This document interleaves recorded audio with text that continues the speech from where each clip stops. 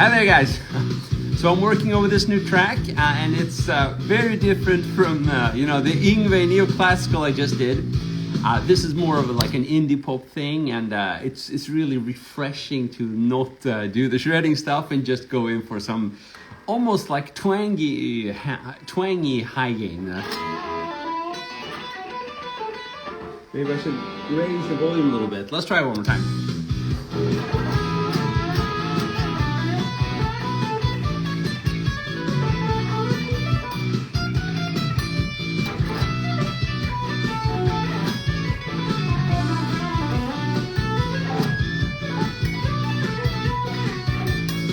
Of course, that doesn't mean we can't shred. It's just very different from your, the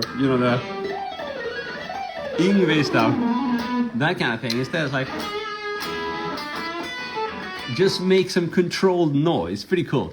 George, will we ever have your twin guy in the videos again? Which one of them? You mean the student or you mean Mr. Guitar Tube? The old one. I think those are the two ones. We had the small guy who wet himself constantly. Maybe that's the one you want back. Yeah, Gage, I agree. The blues feel is just so refreshing, It's really what you need. Oh, you want the arpeggios of hell? Awesome, we have Magnum here. My brother from another mother. I've been around for a long time. So we can, of course, try to do some arpeggios here as well.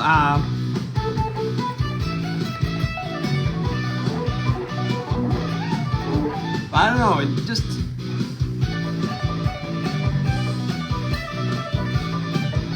that kind of stuff would work, I guess. If we combine that with a bit of blues rock.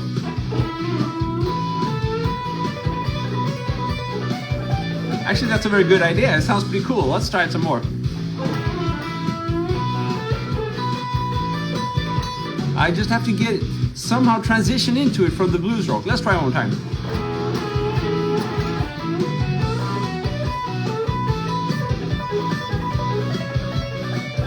Bit of a Mark Knopfler thing.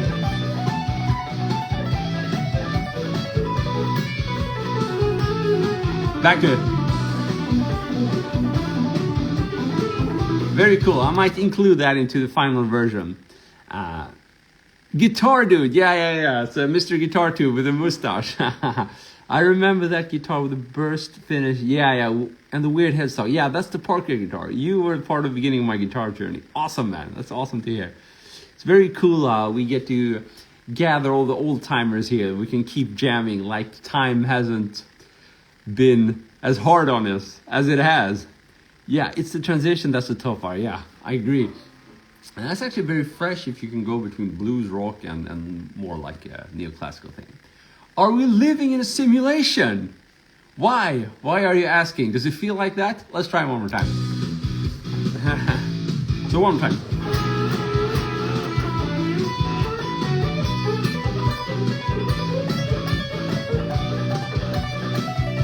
Let's do a bit more delay to the signal here.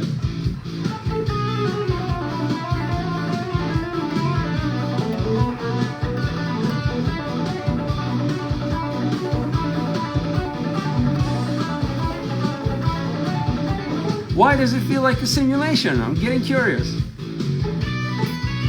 Do I feel like a computer? By the way, our levels balanced. Can you hear like me, the backing track, and the lead guitar? They're coming from different directions. Can you hear them somewhat equally well?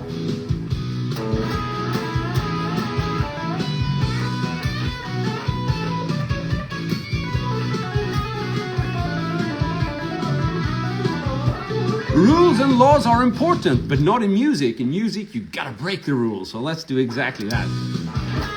The rules of gravity, the laws of gravity.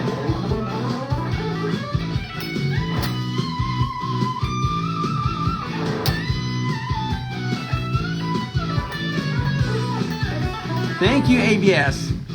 Anytime I played a show live with my band and people asked about my style, I'd stop the mid-sentence and say, go check out Guitar Mascot. Man, you're too kind. The almighty Christopher Dahl. Man, that warms my heart. You're too kind, Magnum. Quite a bit of younger guitarists from Texas. Oh, that's awesome, man. Thanks a lot, man. We have to devote a lick to that just because you were so kind. So let's do this one.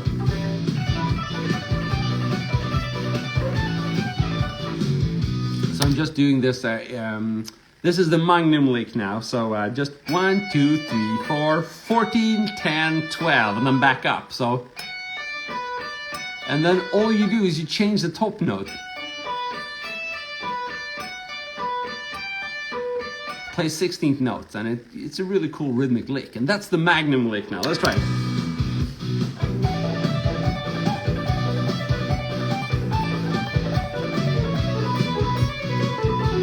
So I'm in B minor now, but it could be any key, you know, E minor works as well. And of course the challenge is going back and forth between that and bluesy.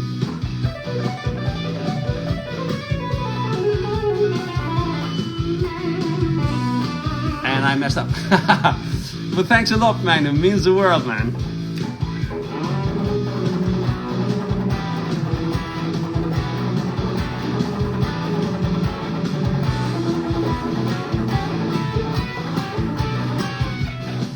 Yeah, man, I can imagine it must be in the middle of the night for you. I'm very happy we managed to catch each other anyway.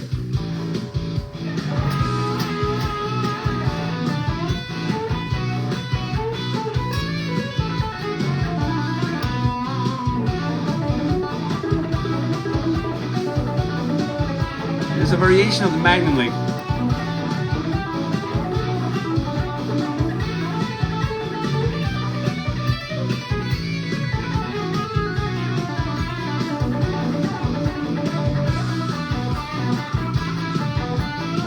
Haha, someone called the fire station. Thanks, man.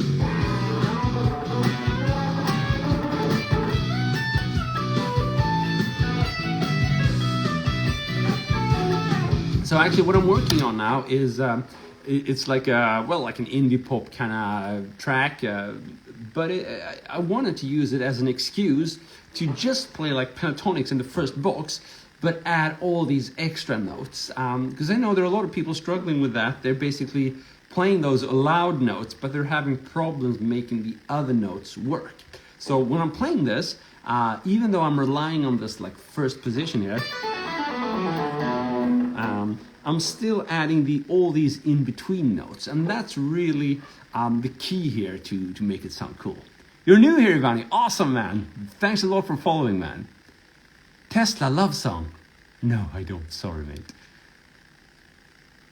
2 a.m. That's awesome. Good night, Chris. Long live GMC. Thanks so much, man. Okay, so I'm just going to show you what I mentioned, what I spoke about there, adding these in-between notes. So you can see, like, the first position works really well, right? But it's all the in-betweens.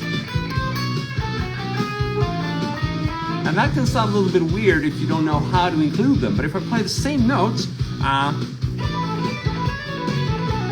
oops. So there I added pretty much all of them. One more time.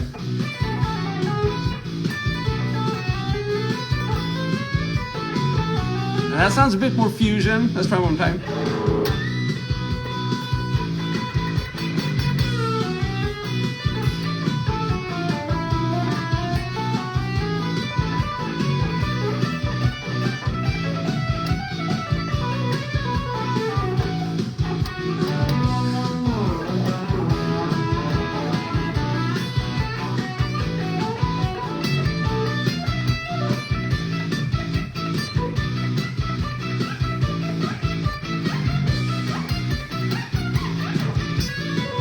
A little bit Steve Vai.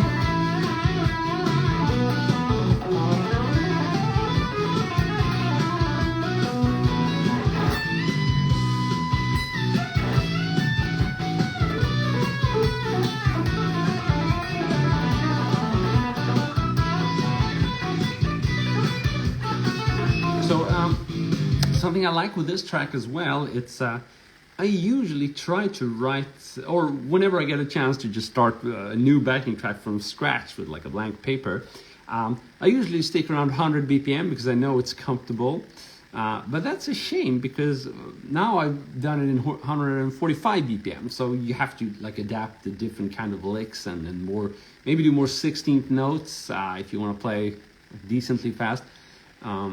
So it's a shame we as guitarists and human beings on the wrong side of 40 tend to stick to our comfort zones. I think that's a shame. Whenever we get out of the comfort zone, that's when we stumble upon new and cool stuff, and that's exactly what this does.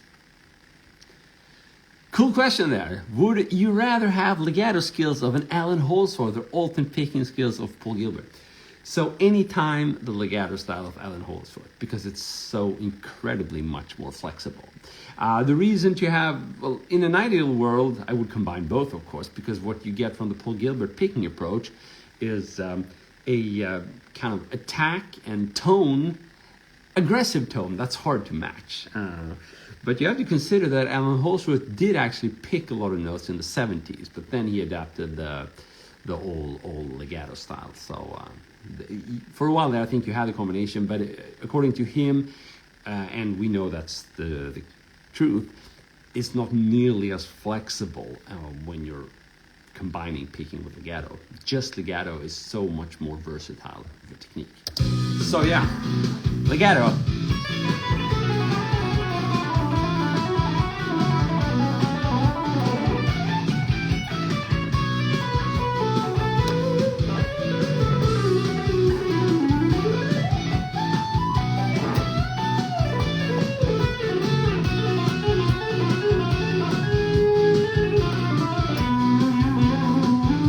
That's kind of legato based. Of course, over this track, you need a bit more picking, maybe just the no picking approach.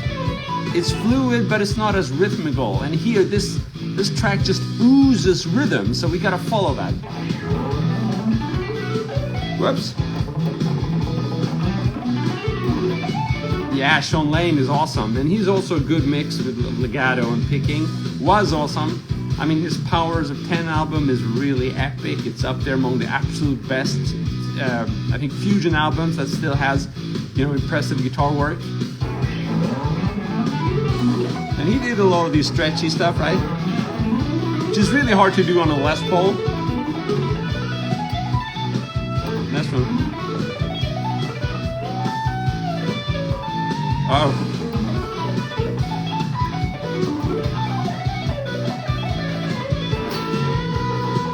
But Sean Lane, if you haven't checked him out, do it.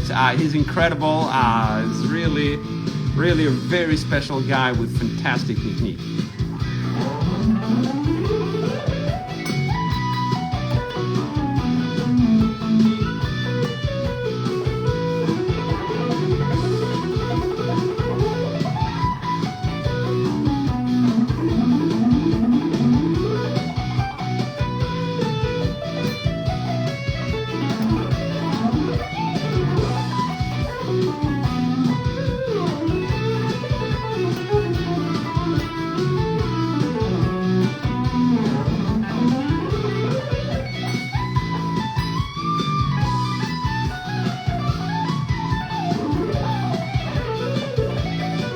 You're too kind, XTX. Thanks so much for tuning in, man. Are you following my channel as well?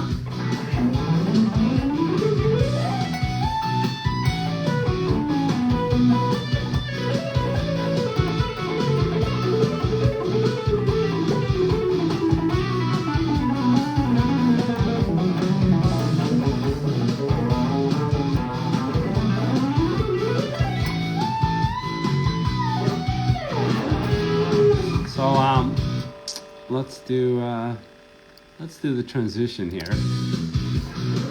So now it's going to transition to like from B minor to E minor in a little while. Let's see.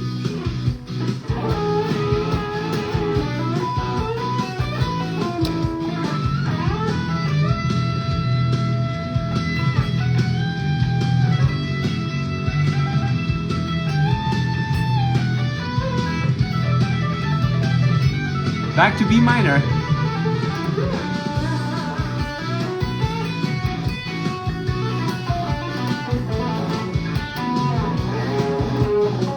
I can't do that at this tempo.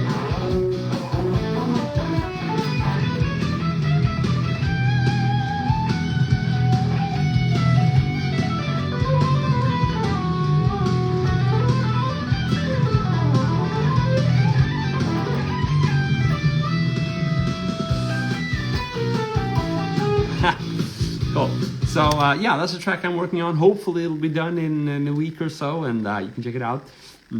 Right now I'm just trying to get into the mood of this, kind of quick and hard-hitting indie pop thing. It's fresh, it's new, it's very different from the Yngwie Malmsteen track I just completed. So we'll see how it works out. It's a lot of fun.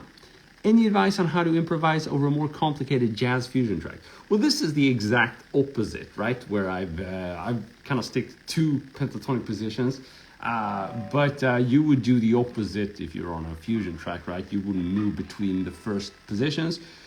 You would try to find a nearby position so you can stay in the same place. That's kind of the number one for building coherent phrases. It's very hard to come up with a line if you have to do this.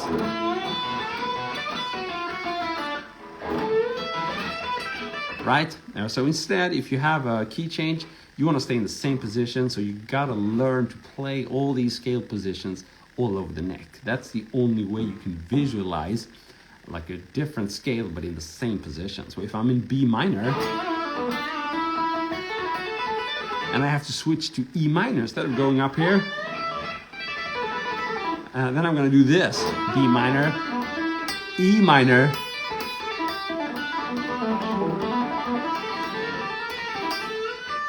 I'm gonna play E minor in the same position. That's a good start.